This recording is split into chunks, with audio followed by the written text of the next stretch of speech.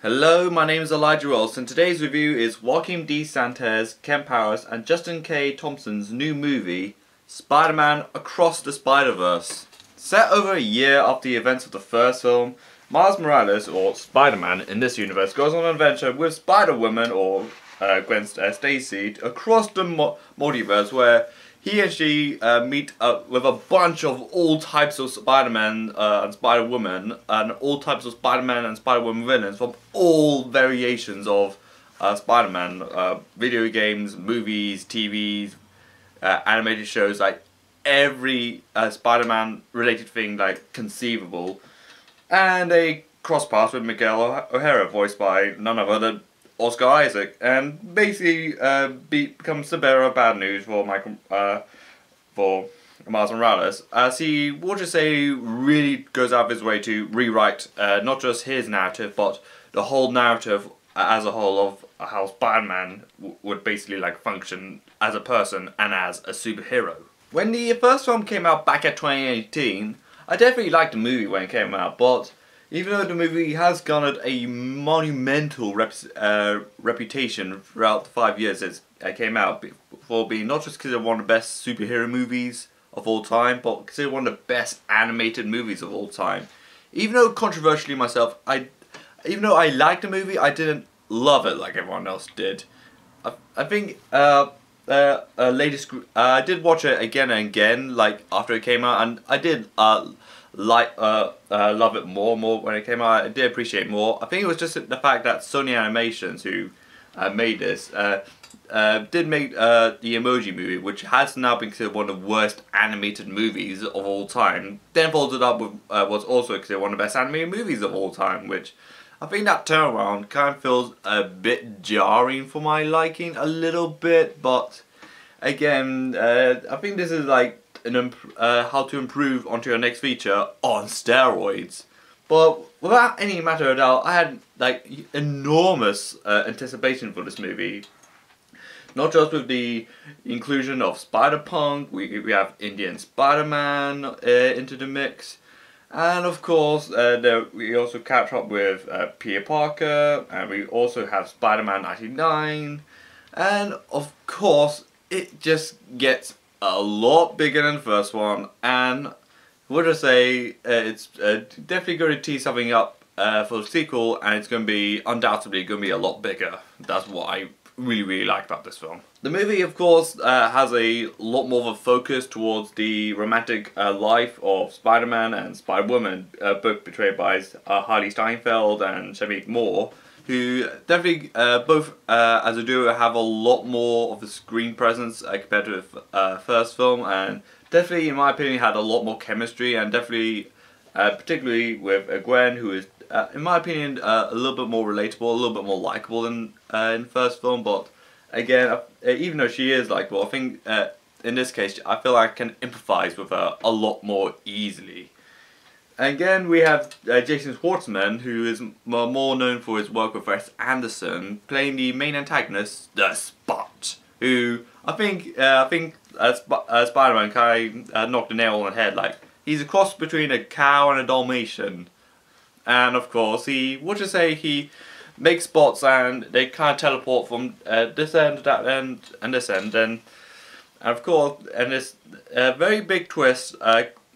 Would I say you should never really throw a bagel towards a scientist, because you may never know when that comes back to bite you. Speaking of bagels, there's Everything Everywhere All at Once, which is a unanimously acclaimed movie about the multiverse and bagels. So again, this is a really great movie that involves bagels for some instance, even though it was, for context, during the first one where Spider-Man just threw a bagel at one of the scientists, turned out to be the Spot.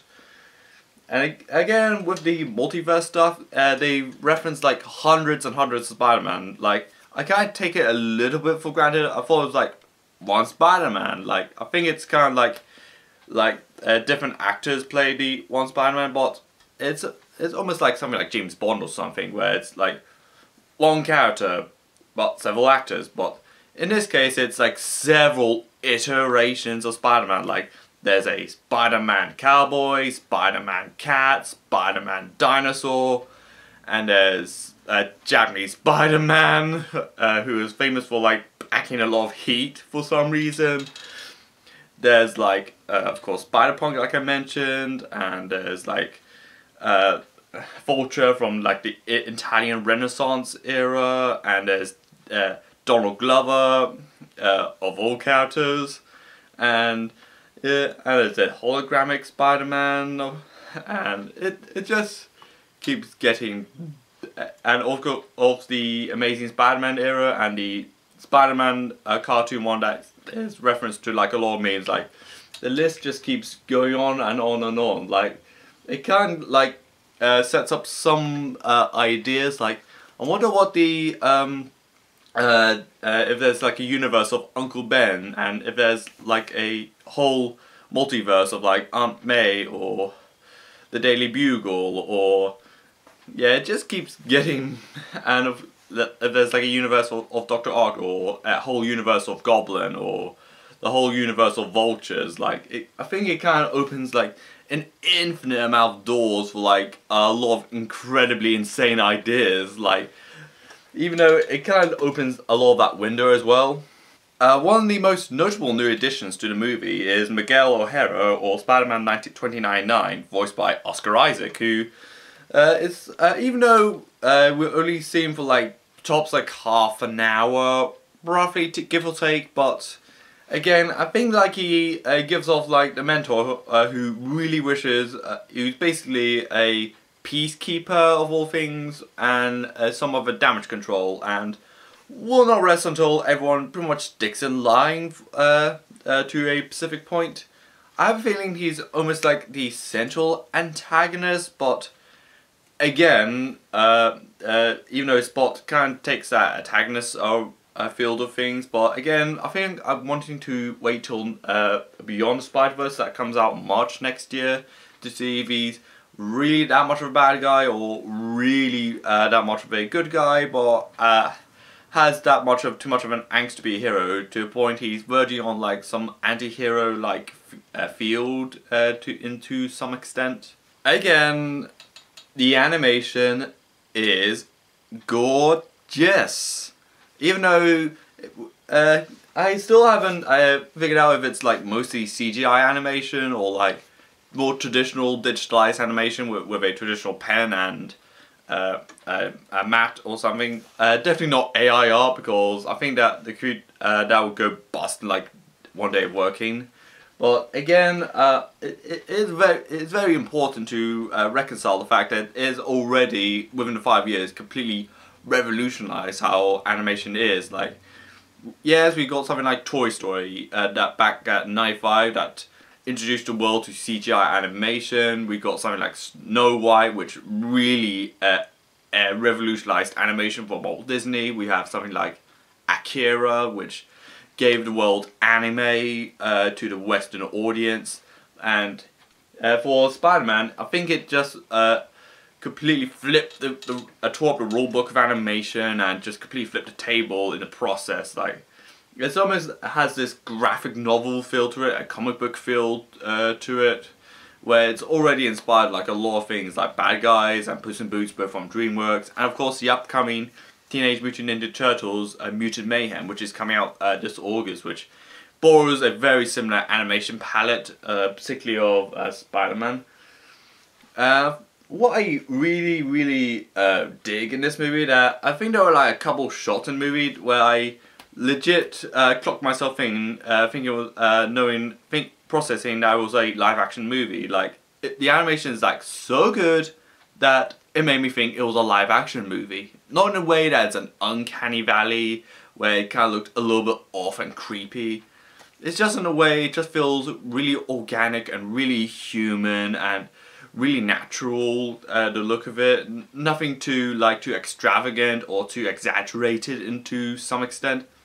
Of course, yes, there's a live action of thing of Donald Glover in the film, but it also, again, it does borrow from a lot of other animation instead of like traditional like hand-drawn animation with a very comic book edge to it. Like, there's a Lego stop motion scene in the movie with the Lego Spider-Man, and There's like a more sketchy, papery one, reminiscent of like Renaissance time. There's also ones that's very similar to like computer game graphics of like different eras and different consoles, which again something I legitimately like. And there's very static like comic book stuff, which again something I legitimately dig out of this movie. Even when it's going all out with the animation, the thing that no one's really talking about is this film's length of 2 hours and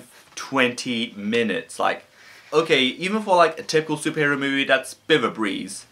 But for an animated movie, which is around like an hour and a half to like less than 2 hours, it's magnitudely long. But not long in a bad way, because I'm a bit of an advocate for like long movies, so go figure. So I think the only times animated films would go into that lengthy territory is like anime movies. Like, there's even like a Wikipedia page of the longest animated films, and I think the longest one is, they're just mostly animes, some, admittedly some obscure ones, but longest ones were In the Corner of This World, the extended cut, which goes in for nearly 3 hours long, and there's the last Evangelion movie, Evangelion Fights More on Time, which is 2.5 hours long, and something that ran similar to this length, like the Violet Evergarden movie, which is 2 hours and 20 minutes. Like, it is, I really applaud how like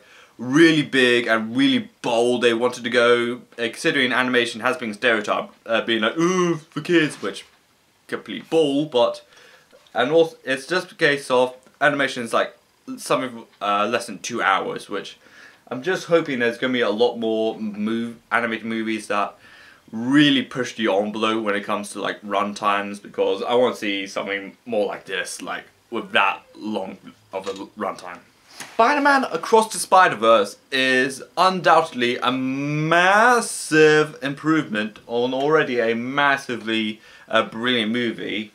And the animation is brilliant, and it borrows a lot of elements that puts it to a good use. The new characters are brilliant. The ones we know from 5 years ago are still great and still has that brilliant energy that they possess. And it's just, I'm so lost for words of how much this is completely up the ante in every conceivable way, and how it does set itself up very conveniently for its sequel, almost like it's teasing something is going to be a lot bigger, it's going to be a lot better, and what to say, the movie is going to be more of a ferocious assault on all your senses. Like, everything about this movie feels like it's gone out of its own way to massively improve on the original, even if the original is now basically considered a masterpiece.